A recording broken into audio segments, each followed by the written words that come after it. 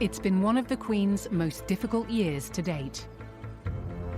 1992 was famously labelled as her annus horribilis. Scandal, marital woes, and tawdry tabloid stories dragged the royal family's reputation through the mire. 1992 is not a year on which I shall look back with undiluted pleasure. It has turned out to be an annus horribilis. But the past year has seen a sense of history repeating itself. Controversy surrounding her children. The allegations may not be new, but they dramatically raised the stakes, not only for Prince Andrew, but the royal family as a whole. I would say no way back now for Prince Andrew. Serious family fallouts. Have you spoken to your brother since the interview? I haven't spoken yet, but I will do. Queen is a realist, and she knows with all her experience that you can't tell your grandchildren what to do. It doesn't work. Damaging accusations against the institution. There's a conversation with you, with Harry, about how dark your baby is going to be?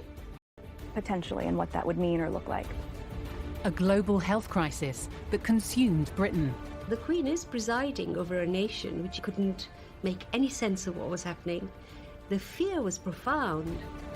And the death of her husband after 73 years of marriage. That picture at the funeral where she's sitting there all alone, that was so sad. That was the picture that I'll never forget. After this year of tragedy and controversy, can the royal family be repaired? It's insidious, drip, drip, drip of damaging headlines. There was a series of collisions that were happening, and it looked like it was going to get worse, and it did get worse.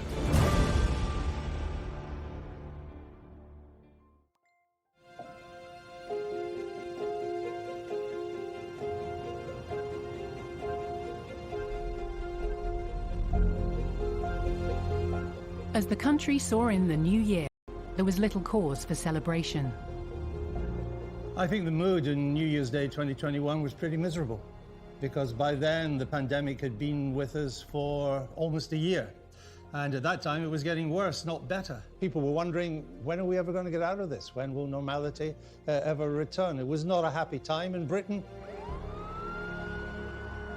We couldn't make any... A recorded 77,000 people in the UK had lost their lives to the coronavirus pandemic, many of them elderly. Uncertainty lay ahead for Britain and its monarch.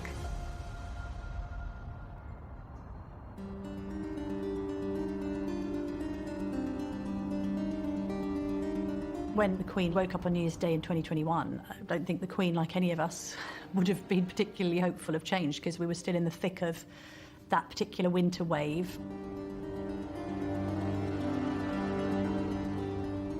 Britain felt like quite a dark place. COVID rates were rising again. People were really starting to struggle with yet another lockdown. Things were very tough, and it was no different for members of the royal family. It did not pass people's attention that the Queen and her husband were in the most vulnerable group of the lot. And I think that made a lot of people worried and uncomfortable. The Queen was 94. Considerable concern for her safety. Terribly important to protect the Queen. If we'd lost the head of state in the middle of this, that would have been an absolute disaster. Keeping the Queen protected from coronavirus was of paramount importance. If the Queen had had COVID unvaccinated, there was a very high likelihood that it would have killed her. Since the start of the pandemic, the Queen had been isolating at Windsor Castle with her husband, Prince Philip. Like the rest of the country, she spent the festive period away from her family. The Queen was acutely aware that they would be accused of abject hypocrisy if they felt that they were above the rules. She leads from the top. You know, if everyone else's Christmas is ruined, so is mine. Prince Edward and Sophie have told us that there were quite a few times when they were talking to the Queen and Prince Philip from sort of ground level, and they were up on a balcony, so that they were all socially distanced. The one thing the Queen would wish to do would be to set an example. In any society, individuals do look for leadership that gives them confidence and comfort. It's very much reflected in the Queen's Christmas message, to encourage people to keep going. Of course, for many, this time of year will be tinged with sadness. Some mourning the loss of those dear to them, and others missing friends and family members distanced for safety, when all they'd really want for Christmas is a simple hug or a squeeze of the hand. Behind palace walls, there were growing concerns for 99-year-old Prince Philip, who'd suffered serious illness in the previous years. Unique bubble. HMS Bubble was the name that was given to the group of people that self-isolated with the Queen and Prince Philip, and that was a name coined by Tony Johnson-Burt, who's head of the royal household. And he was very much likening the kind of camaraderie with that of a ship. And that was quite onerous on those members of staff, because once they were in the bubble, they stayed in the bubble. Once they'd committed, they were in, and that meant that they were there, locked in, and not able to see their own families for quite a huge amount of time. The point was the Queen and the Duke not to get this virus. But because of that, the Queen lost contact with the general public, and she never went on any engagement. All those things were put on hold. The Queen feels that she's got a job to do. It was frustrating not to be able to do her job in the normal way and to get out and to meet people. Isolated at Windsor, the Queen had plenty to occupy her thoughts. Not least among them, the growing schisms in the family, which were about to get worse.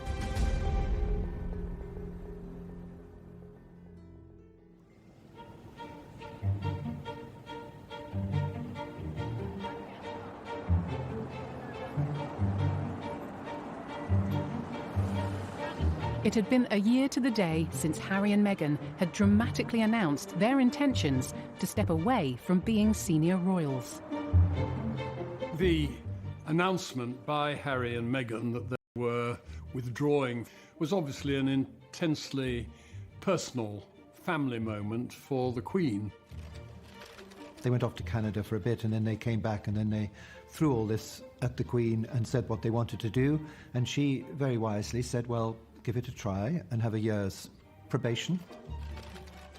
The transitional period was put in place as almost as a kind of safety catch, so that should the couple go to America and decide that actually they'd made the wrong decision, had they found themselves unable to make things work, that they still had this opportunity to return and resume. It's almost like granting them a year-long sabbatical, if you like. Now the year was almost up, and face-to-face discussions between Harry, Meghan and the Queen were said to be planned.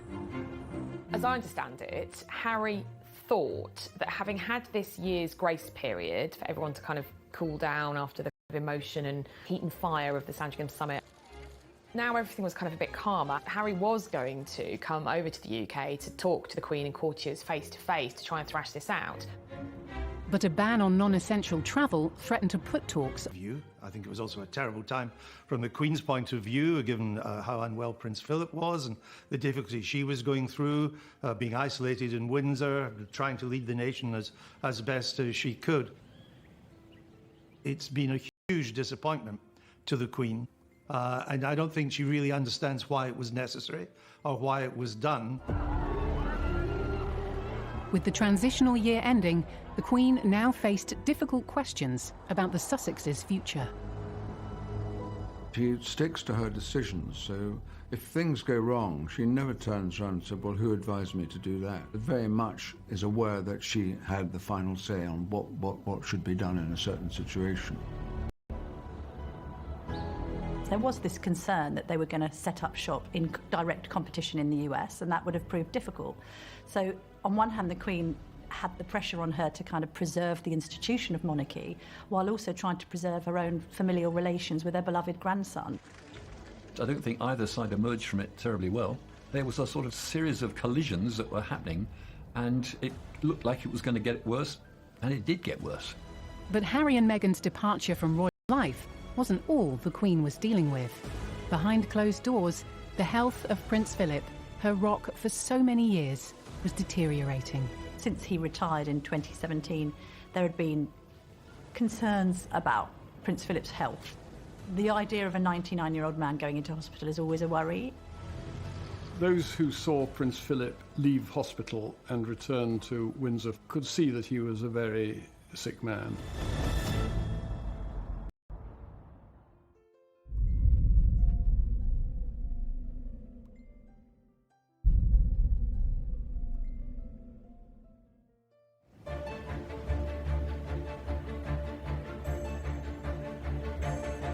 As winter continued, the Queen remained at Windsor Castle with Prince Philip. I don't think that the Queen and Prince Philip have ever spent quite such a long time completely together, because they were both busy, they were both travelling in different directions, they were both doing different things. They weren't ever really quite as together as they were for this long period of time. It must have been quite difficult for the pair of them, really, because although the Queen had a principal staff there and a dresser, it was tough. When someone who's been incredibly busy, active all their lives from a very young age, for the Duke, it must have been terrible. He needed always to be busy, and he couldn't do the things that he loves. In the end, it was probably the Queen comforting him.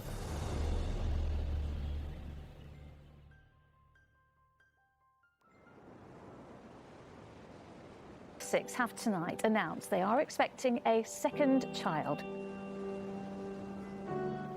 I'm sure the Queen was absolutely delighted to hear the news that the Sussex were expecting a second child, but it is difficult for the Queen because she hasn't been able to see Archie. I think the last time she actually saw him in the flesh was November 2019. The only time she's ever going to see these great-grandchildren is if they come over to the UK. Maybe she'll see them next year as she marks her Platinum Jubilee. We have to wait and see. The following day, more news emerged from California. This time, it wasn't so good. It was revealed that Harry and Meghan were to give their first interview since stepping away from the royal family to US talk show host Oprah Winfrey. It came as a huge surprise to the royal family that Harry and Meghan were prepared to do this, and to do it with Oprah Winfrey. There was surprise, some anger, maybe a little apprehension as well, that they were giving this interview, because not only had they cut loose and seemed to want to do their own thing out in California, but that they were going to wash their dirty linen in public. It was much better when the monarchy was more of mystique. There is less privacy, and I think for their sakes that's a pity. News that the Queen's grandson was discussing royal life with one of the world's most famous interviewers sent shockwaves through the royal household and around Britain. It was dominating the newspapers. It was totally dominating the airwaves. When's it going to be screened? And then they were putting little segments out, which was getting people in a state of frenzy almost about it. To say there were misgivings in the palace would be an understatement. Harry and Meghan had already privately aired a lot of their grievances. So when this sit-down with Oprah was announced, the palace probably knew what was coming, and it wasn't going to be pretty. Is in hospital tonight on his doctor's advice after feeling unwell. Prince Philip, who turns 100 in June, was admitted to the King Edward VII Hospital in London as a precaution. In a statement this afternoon, Buckingham Palace said he is expected to stay there for a few days and is in good spirits. When he first went into hospital, of course, alarm bells started ringing. It was all just a really difficult and uncertain period.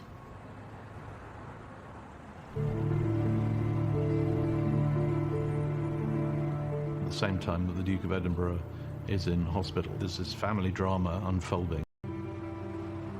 I think it had become abundantly clear as time had gone on. The interview made it quite clear they weren't coming back. So rather than have endless speculation about this 12-month review coming to an end, the decision was just taken, right, they're not coming back, let's just clear that one up. Unable to talk face-to-face, a final decision on Harry and Meghan's future was made, with them 5,000 miles away. The Queen would have tried to talk him out of it, in a nice way. Do you really need to do this? He wanted to keep his titles, he wanted to keep the name for his charity, and the Queen stopped that straight away. She said, you're either going to be working here as a member of the royal family, or you're going to America. If you go to America, you're just Prince Harry. And she was adamant that was the case. the Queen was upset about that. And every one of them knows the last thing you want to do is upset the Queen.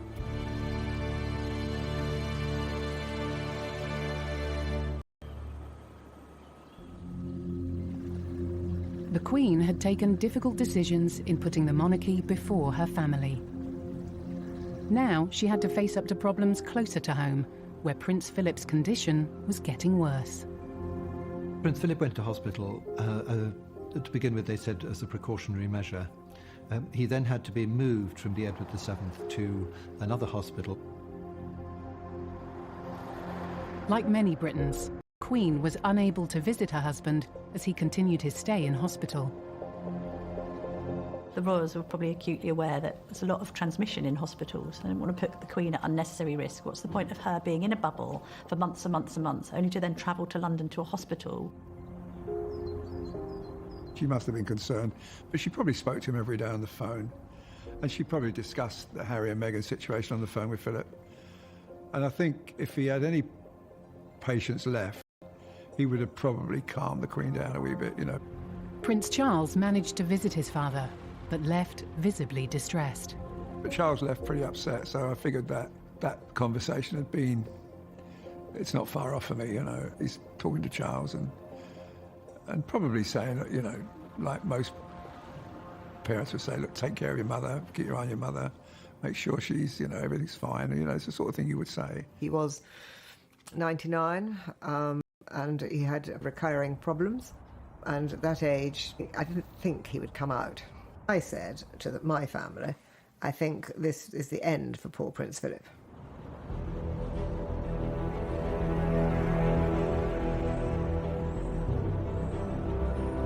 If Buckingham Palace thought the era of explosive tell-all interviews was all over, then it was wrong. The Duke and Duchess's interview with Oprah Winfrey clearly laid out the accusations. This is a image of this country abroad, with accusations of racism and neglect now levelled against it. How much damage has been done? Clearly, the court, the advisors to the Queen, the royal family, were braced for not a great interview. But I think even they didn't appreciate just how bad it was going to be in terms of the claims that Harry and Meghan were making. The biggest and most incendiary claim was obviously the suggestion that a royal, as unnamed even now, was racist or racist about the skin tone of their future children. There is a conversation. Hold up. There's Stop several right now. There's several conversations. There's a about conversation with you, with Harry, about how dark your baby is going to be? Potentially, and what that would mean or look like. It was quite uncomfortable to think that possibly there might be somebody in the family who didn't understand the insensitivity of what Meghan was alleging. That, you know, it definitely cast a very big shadow over the royal family, and because of the lack of precision about the allegation, it was quite difficult to disprove it. The couple also said Meghan suffered from severe mental health problems, that she was suicidal, and that they didn't get help from the palace powers that be. From the palace's perspective, they've literally thrown a grenade into the centre of the House of Windsor, and the royals are having to pick through the wreckage. Any personal crisis, any familial crisis for the Queen is an institutional crisis, because the family is the institution is the family. These claims were massively damaging, because effectively Harry was saying there's something rotten within the institution. The Queen is the institution. He said that I needed to go somewhere to get help. He said that I've never felt this way before, and I need to go somewhere. And I was told that I couldn't, that it wouldn't be good for the institution.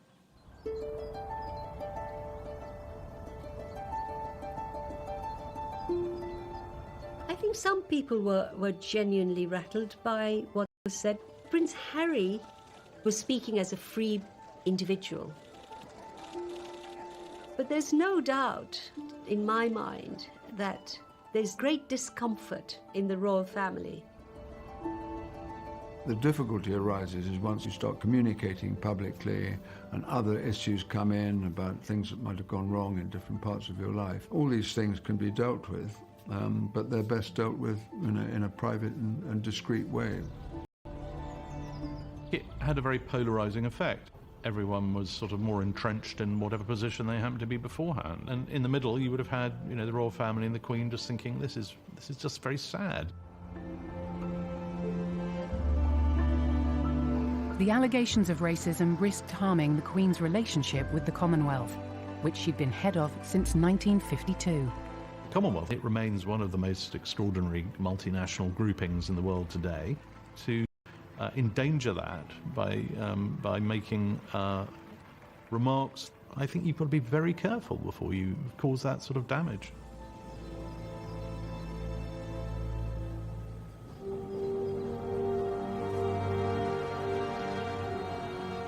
The Queen has tonight addressed some of the huge issues raised in the Duke and Duchess of Sussex's explosive TV interview. More than 24 hours since it first aired in the United States, a statement was finally released on the Queen's behalf. With such huge allegations aimed at the monarchy, the Queen decided to respond. We all face our difficulties within families. We would very much prefer that it was private. And I think one very good thing was that Buckingham Palace, I thought, put out an extremely sensible statement saying any difficulties of this sort we will pursue in private. And I think that's the right thing to do. The response, when it did come, really did divide opinion. Obviously, this had thrown up huge debate across the UK, and people, were rightly concerned at any suggestion that the royal family were racist. The Queen's response was to the point, and she said that, well, they were saddened to hear about the extent of the issues they'd suffered. Some recollections may vary. The Queen was basically saying, that's not my recollection of what happened at all. There's no question in my mind that the Queen would have seen the interview as disloyalty, an unnecessary disloyalty. She'd gone out of her way to try and make things work with Harry and with Meghan. She's handled it magnificently, but I think it was a huge disappointment to her. And I think she saw it as an unnecessary disappointment, a disloyal disappointment. It was a rocky moment for the Queen and the monarchy. Her previous Annus Horribilis, 1992, the events that happened then were really personal events to her. But this time, it's been a national event, which has been combined with various personal sadnesses. I think it must have been extremely difficult for the Queen. All the allegations that came out of the Oprah Winfrey were shocking. She threw out a lot of things left and right without being very specific about it and caused an enormous amount of trouble. There was mild comfort for the Queen when Prince Philip was finally released from hospital. But at 99 years old, there were still serious concerns for his health. Those who saw Prince Philip could see that he was a very sick man. He leaves a tremendous hole in your life, and it affects you hugely, the thought that you're not going to be able to talk to that person again. She's had this terrible year because of everything that's gone on with Harry and Meghan and the pandemic grounding her when all she wants to do is go out and about and do her job. And then her husband dies.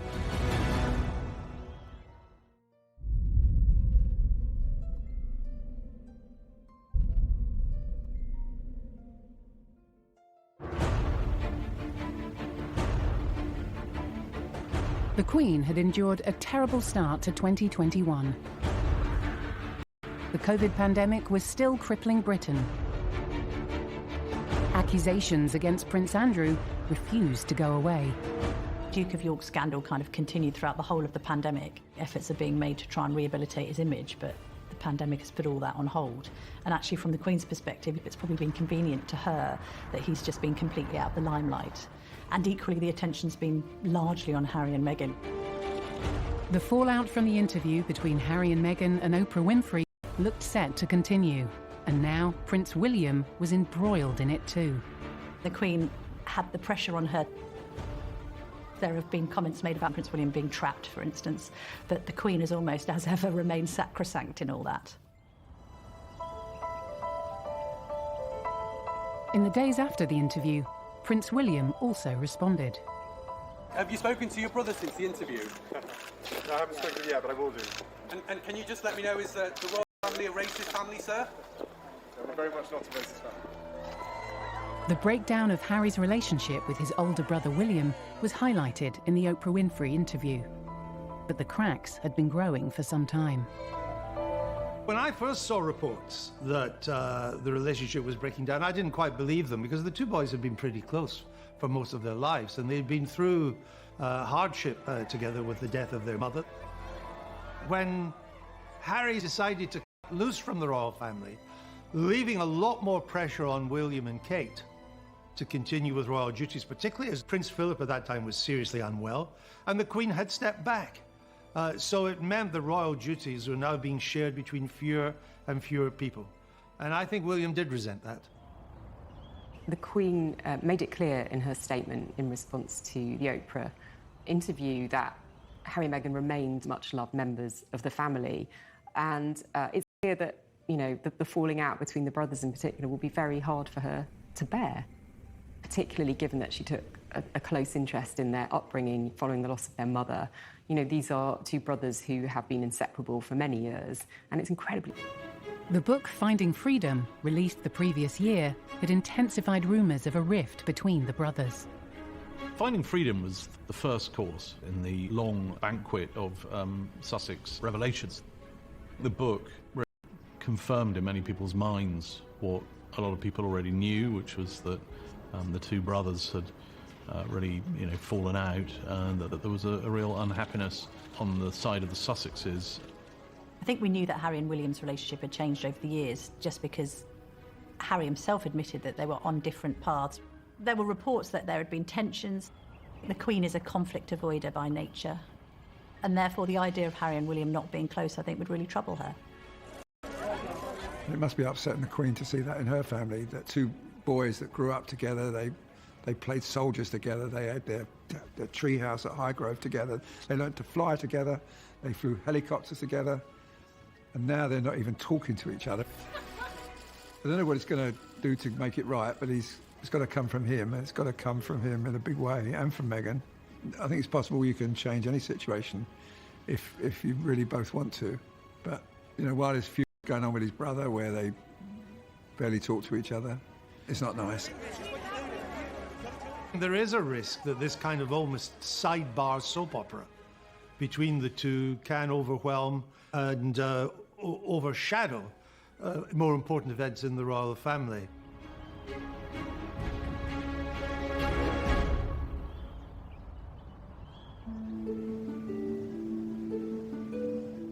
Now, when Prince Philip went into hospital on the 16th of February, it was, we were told, out of an abundance of caution. Tonight, on the 16th of March, he is finally back home with the Queen at Windsor. He left hospital in central London by car after 28 nights. Quite a lot has happened during that time. I'm so glad that he got back from the hospital. I think that was very important to him because he had a very strong sense of history.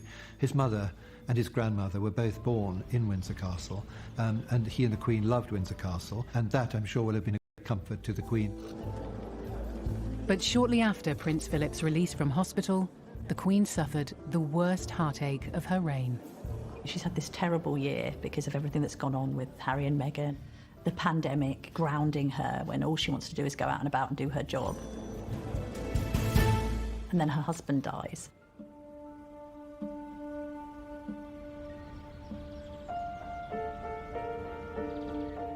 We are interrupting normal programmes to bring you some news from the royal household. It is with deep sorrow that Her Majesty the Queen announces the death of her beloved husband, His Royal Highness Prince Philip, Duke of Edinburgh. It was a terrible loss to the Queen in the most terrible of circumstances, of lockdown, of the Queen being on her own, of the royal family not even able to come and see her and comfort her. His death would also be a period of national sadness for the Queen herself.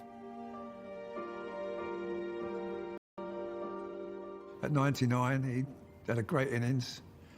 Very fit man, kept himself fit, kept his brain active. But he'd gone and she was now on her own. She loved that man. Oh, God. What a romance, what a life. She's always had Philip by her side, who's supported her ideas and what she's wanted to do. Prince Philip was the backbone to the family because he kept control and he gave sound advice. He was always there for them. They could all go to him. I mean, I think he was very broad-minded and he was a great fun and he could say it how it was. She's quite shy by nature, and I think that combination of character worked very well. They made a great team.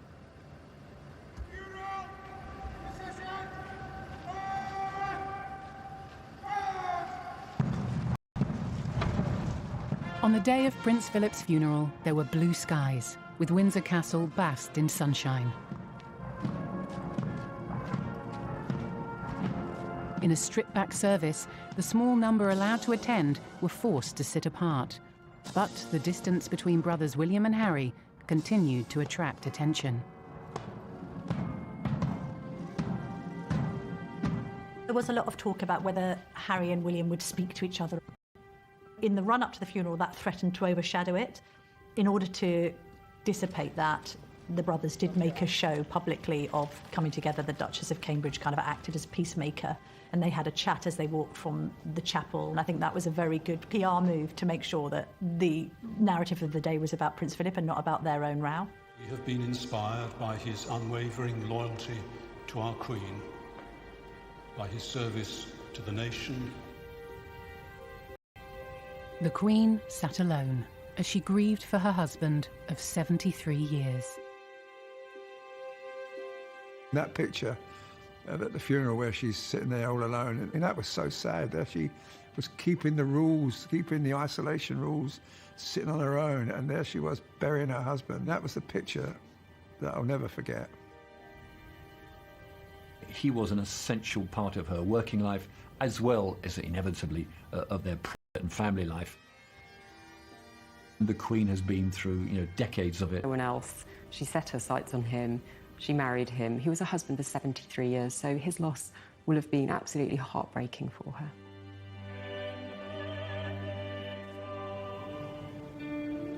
The Queen now had to get used to life without Prince Philip, but things were not about to get any easier. More problems continued to surface as her terrible year went from bad to worse. An official inquiry dredged up a particularly difficult incident from the royal family's past. The Panorama interview of 1995 was a real low point for the monarchy, particularly for William and Harry. To have that regurgitated quarter of a century later was pretty grim for everybody concerned. The interview was basically exposing everything that the public thought was probably wrong about the royal family. So for this to come up again was to raise a subject the royal family wish would go away. And on top of that, the constant coverage of her grandson's troubled relationship showed no signs of abating. All the conversation was in newspaper offices. Did they meet afterwards? Did Harry go and see his father afterwards? If there's a constant, is there a reconciliation? Are they friends again? Is it on? Is it off? It will overwhelm everything else. The soap opera will take over from more important matters. I think William realises that. I think the Queen realises it too.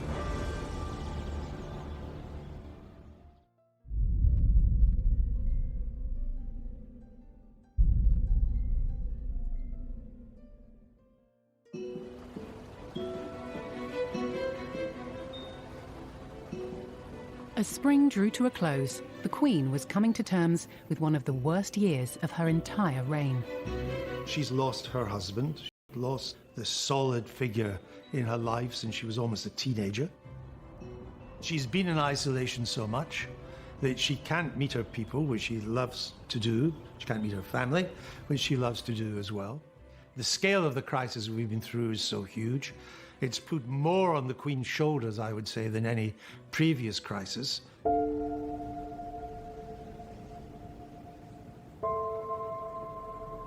The Panorama interview that changed Princess Diana and the royal family's lives forever was obtained with deceit. What we discovered about the Diana interview with Martin Bashir was basically that Bashir misled people in order to get the interview.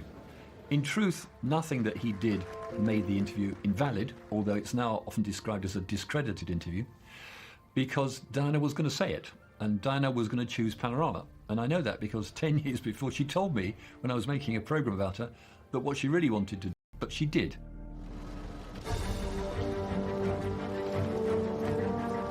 I mean, the 1990s were a difficult time for the Queen. The Diana interview, the Andrew Morton book, Diana's death, and how to handle that. I think the last thing she wanted was to be reminded of that time. She has moved on from that. She was a victim of it in a way. She suffered from it and had to learn a lot of things from it too. The Queen doesn't like private issues being made public. The interview was basically exposing everything that the public thought was probably wrong about the royal family. For this to come up again was to raise a subject the royal family wish would go away.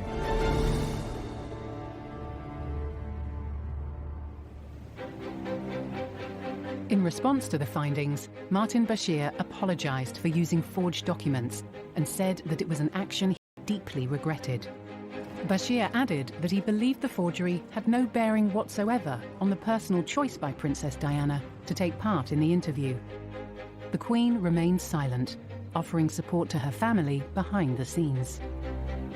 The Panorama interview of 1995 was a real low point for the monarchy. So to have that regurgitated quarter of a century later was pretty grim for everybody concerned. It was still damaging, all that stuff being brought up again to the institution of the monarchy, and it was something else for the Queen to have to kind of think about ghosts coming out from the past. You know, when difficult things from the past do resurface and have to be faced again, it can't be pleasant. The BBC apologised, and I think that will have helped in a sense to draw a line under it.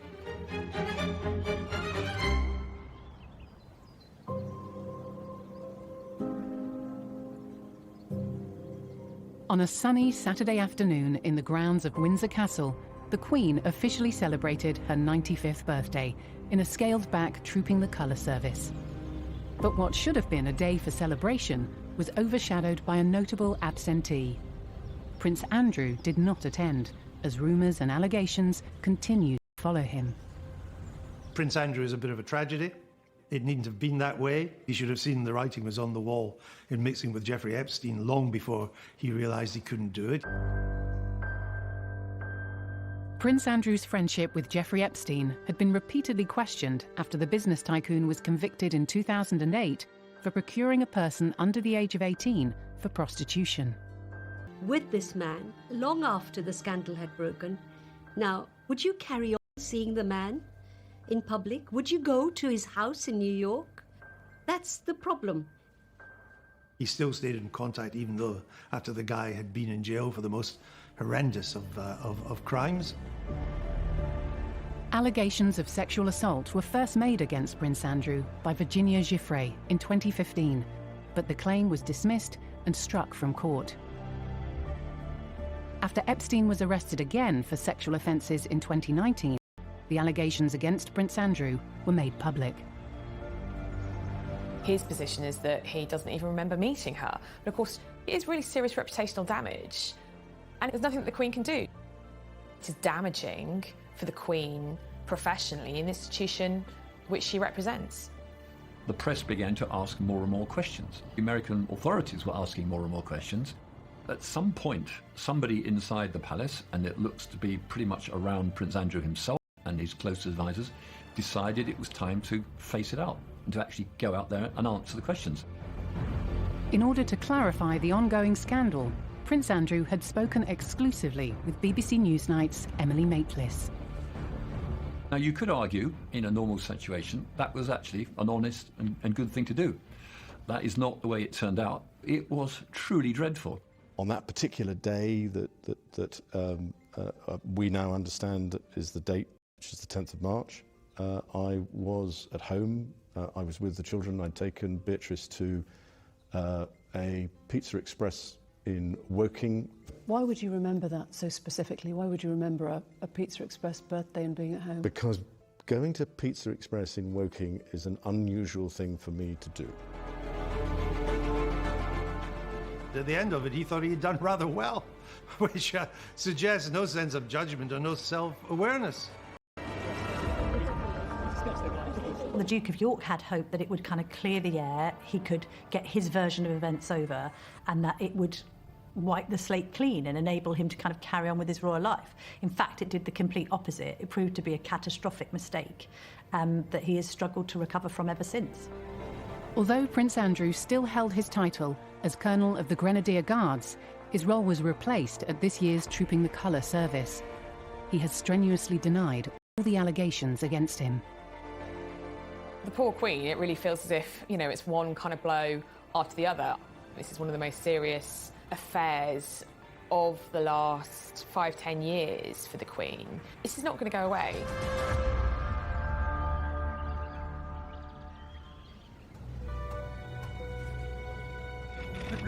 On what would have been Diana's 60th birthday, William and Harry came together in a rare meeting to unveil a statue of their mother at Kensington Palace. Here they were in the same place, in the grounds of their childhood home, the first time they'd been seen together in public since Prince Philip's funeral. Again, the media was dominated by reports of the pair's difficult relationship. Even when they were there together unveiling the statue of their wonderful mother, Diana, who was, in my view, the greatest woman of the 20th century. No one's looking, the statue, everybody's looking at their reaction to each other, and because it's duty, they just got through it. It did bear the hallmarks of quite a sort of tense moment. People were hoping this was going to be the moment that the brothers reconciled, and I think, you know, there's more work to be done to that relationship. The unveiling of Diana's statue marked another royal engagement that threatened to be overshadowed by the warring brothers. I mean, it must be galling, bluntly, for the Queen. I don't think you ever quite get used to it when it's so close to you personally, to see your own grandsons being cross-examined, in a sense, or their body language constantly being poured over by the press. I'm pretty sure, from what I've been told, that Prince William and Kate are reconciled to the fact that it's broken and it can't be put together, not in the foreseeable future anyway, and that they need to go their way, and William and Kate will go their way.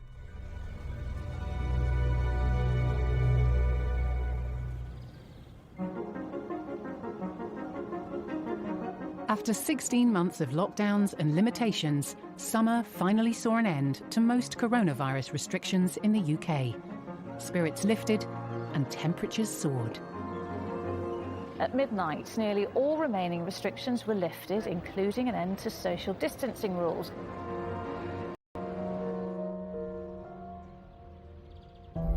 But on the same day, the Queen faced another bombshell from her grandson. Prince Harry suddenly announced that he is going to be producing an autobiography in the Queen's Platinum Jubilee year. And I don't think anyone at the palace was terribly happy about that, but at the same time, I don't think they were terribly surprised. The palace will be completely dismayed that Harry is writing a book. It's not what the royals are meant to do. It's unfortunate, it's unnecessary. I don't know why he's doing it. He doesn't need the money. Every time he does something like this, the return will be diminished and diminished and diminished until there's no return. Harry's memoir is expected to reveal intimate moments from his time within the royal family.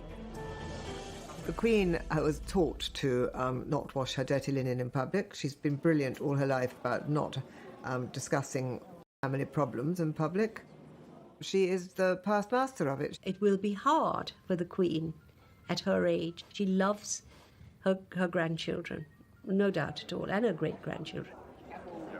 She'll just have to think and feel with Harry, not hold herself apart. Why should he not be able to speak freely? The book itself may cause the royal family more anguish. It's never really been done before. The Duke of Windsor did write a book, but it would be years and years after his abdication. Harry's gone down a road from which there is no good ending, because every book will have to be more sensational than the last. It's almost like he's still settling scores. So much depends for the royal family now on how Harry decides to proceed. And to put it bluntly, has he run out of ammo? Has he got things he still wants to get off his chest? There's a phrase about autobiographies being the perfect vehicle for telling the truth about other people, not necessarily the person writing it. It's an account from his perspective. The royals will be hoping that he doesn't stick the knife in. We'll have to just wait and see. It had been a tumultuous year, and as summer progressed, the Queen's family continued to attract headlines that were threatening to damage the reputation of the monarchy. She's reigned for very nearly 70 years, and she's been an extremely good queen. And if some of the others can't shape up and get on with it, that is to some extent their problem. How the Queen deals with that is she deals with it in private, and I'm sure that's the effective way to do it. But more controversy lay ahead for the Queen as the scandal surrounding Prince Andrew continued. Prince Andrew was due to go up to Balmoral on holiday with the Queen and Sarah Ferguson. So I suspect her courtiers may be trying to work out how best to contain damage limitation. Prince Andrew must be ruining the day he ever met and entertained Jeffrey Epstein. This is again casting a huge shadow over the royal family. The Queen obviously is a loving mother. She'll be incredibly concerned about this. But there's no getting away from the very serious nature of these allegations.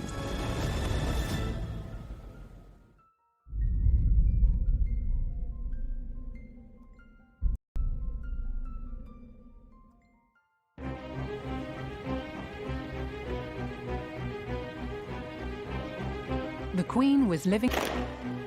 This year, we've had everybody huddled in their homes every day, her included, and then at the end, when it starts to pick up and the vaccine's here, she loses Philip.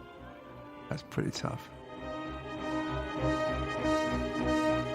The Queen's talked about her annus horribilis in the past, and I think that this year is up there alongside that. It's been incredibly difficult.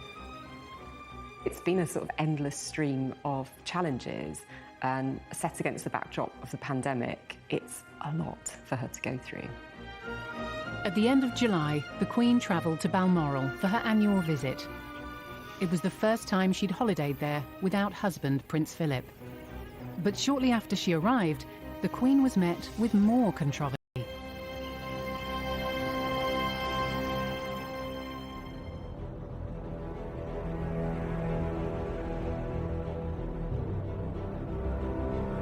The allegations may not be new, but they dramatically raised the stakes, not only for Prince Andrew, but the royal family as a whole. For the first time, Virginia Giuffre has alleged in graphic terms in a court document that she was threatened into engaging in sex acts with Prince Andrew while she was a child, and when she claims the prince knew she was the victim of sex trafficking. She is suing him directly for damages in a civil case. In August, a legal case was filed against the Duke of York, alleging rape in the first degree, which is quite an extraordinary allegation. And this is a civil case, so it's not a criminal procedure, but it's been brought by his longtime accuser, Virginia Giuffre Roberts. And it's something that is not going away anytime soon. This is again casting a huge shadow over the royal family. The Queen obviously is a loving mother. She'll be incredibly concerned about this. But there's no getting away from the very serious nature of these allegations.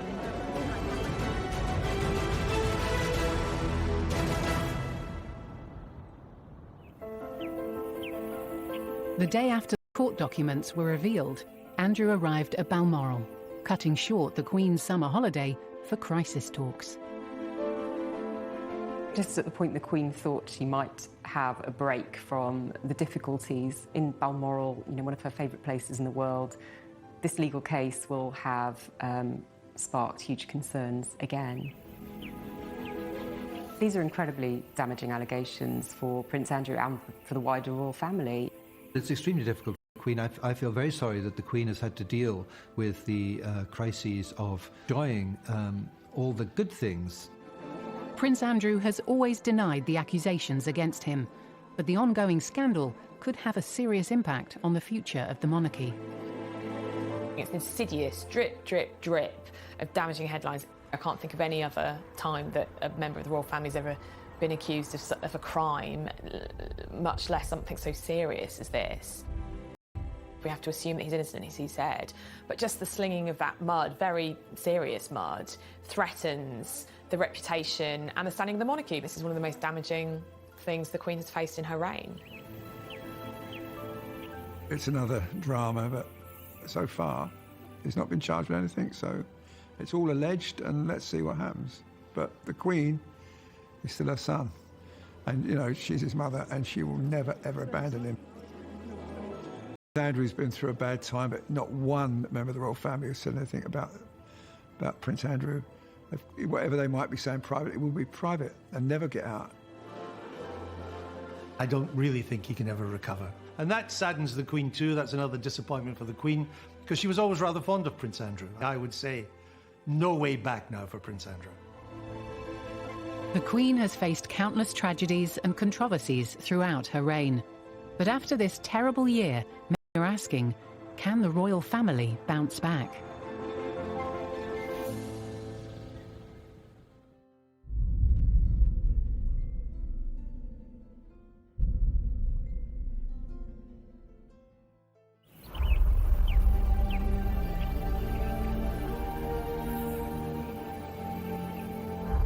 As 2021 continued, the Queen was presiding over an increasingly fractured family.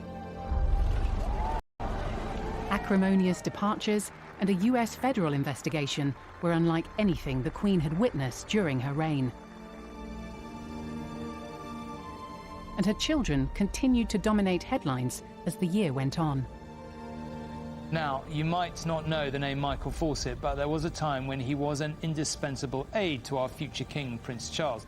Today, both men were reported to the police over cash for honours allegations.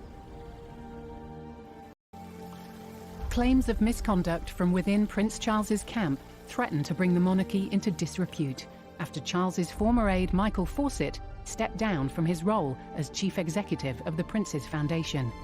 It followed claims that Fawcett helped secure a CBE for one of the charity's donors. Did you secure honours for cash? Any comment on the revelations in newspapers the last couple of days, sir?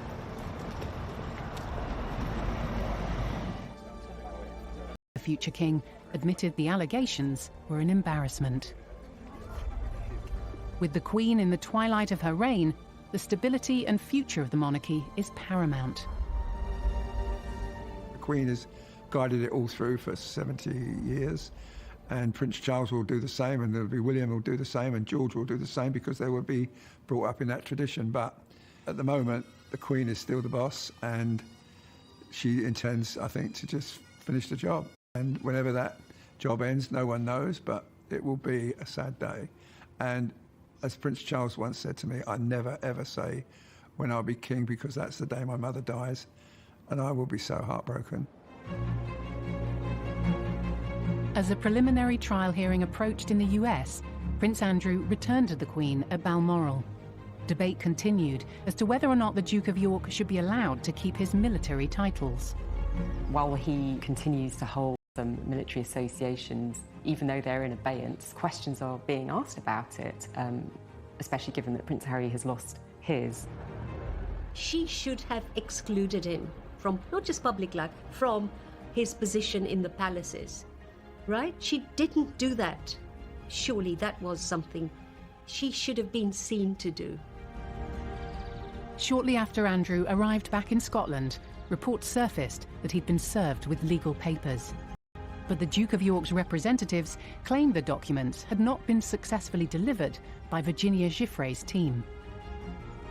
There were some farcical scenes with her lawyers going to Royal Lodge in Windsor and literally trying to serve the papers on Andrew himself. But of course he wasn't there. He was up in Balmoral with the Queen. Lawyers representing Prince Andrew and Virginia Giuffre clashed in a pre-trial conference call in New York. Disputes continued over the legal papers being served, and a judge set a second hearing for January next year. He's yet to publicly respond this time around. While he has vehemently denied the allegations in the past, clearly he's being advised at the moment not to speak out. Whether he gives evidence remains to be seen, but this is not going anywhere fast.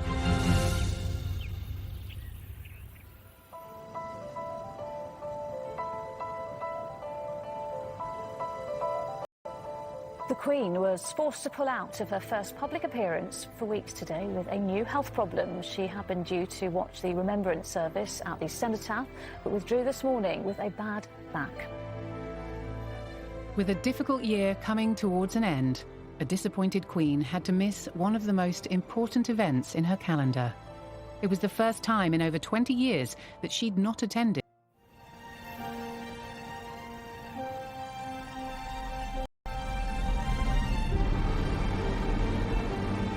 In November 1992, the sight of Windsor Castle in flames summed up a year described by the Queen as her annus horribilis.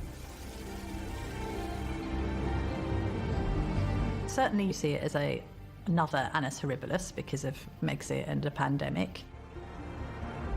What we can certainly conclude is, it's not always plain sailing for the royals. If you just look back at all the events over the last year, it was this bleak period. She's been through some very sad moments, some of the saddest days of her life, saying goodbye to Prince Philip, and that incredibly sad image of her alone in St George's Chapel. I mean, that really is heartbreaking, and yet through all that, she's absolutely committed to the job.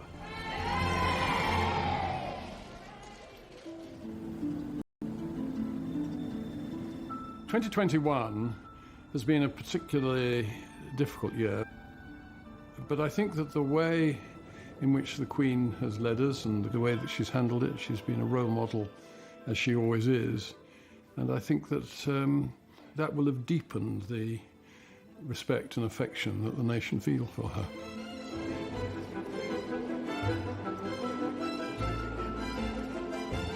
She's going to be 96 next year. She's celebrating 70 years on the throne.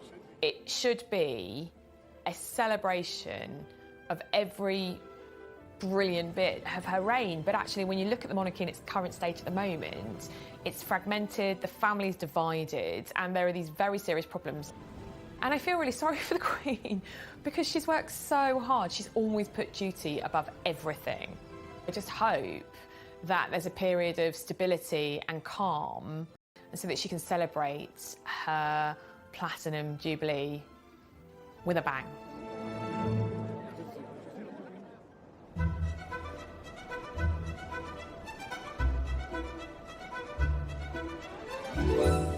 After a year of difficulty and strain, and the Queen's health in the headlines, will this new annus horribilis weaken or strengthen the monarchy?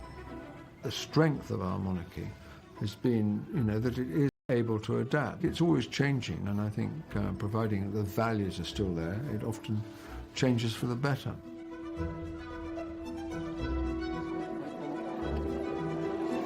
In the past year, the Queen has lost her husband. She's got a grandson who's semi-detached. But that, in a sense, I think the respect for her is stronger than ever. And I think that the future of the royal family is probably more secured as a result of the way he has steered us through these difficult months.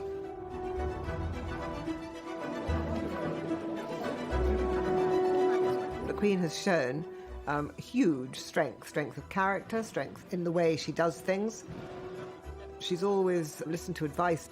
She's just an incredible woman, and I admire her enormously. She has been a rallying call for the nation. She has been a unifying figure for the nation. She has been a figure of love for the nation as well, and a figure of common sense for the nation. That wasn't always true in previous crises. This time she's come through with flying colours.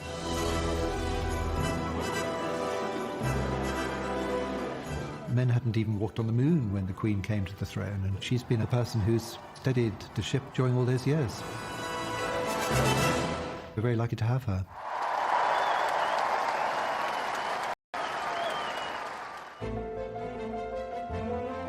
Our royal in the spotlight next Saturday is the Queen's naughty little sister, Princess Margaret, who certainly raised a few real eyebrows. A Scandalous Affair is brand new at 8:40. Next tonight, we all love great entertainment on the telly, but better still when it all goes Pete Tong. When Saturday night TV goes horribly wrong after the break.